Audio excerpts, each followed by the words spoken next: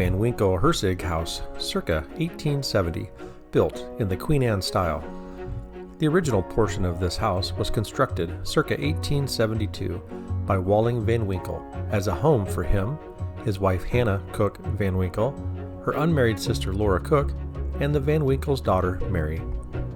Walling W. Van Winkle was an attorney and practiced law in partnership with Benjamin Ambler, whose house lay directly behind Van Winkle on 12th Street. Van Winkle was also a director of the B&O Railroad, was a 33rd degree Mason, and was a prominent entrepreneur in the early Parkersburg business community.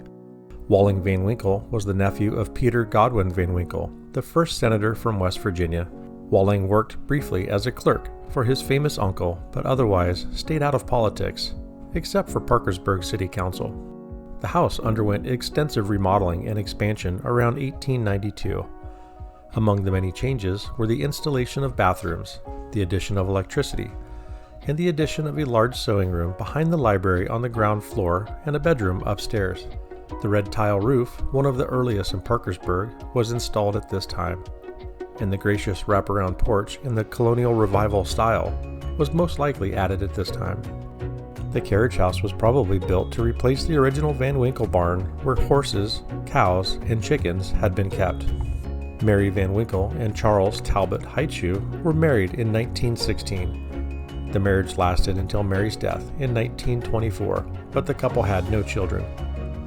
Heitshoe inherited the house and in June 1926 married Mary Andrews, the adopted daughter of W. W. Van Winkle and Hannah Cook Van Winkle.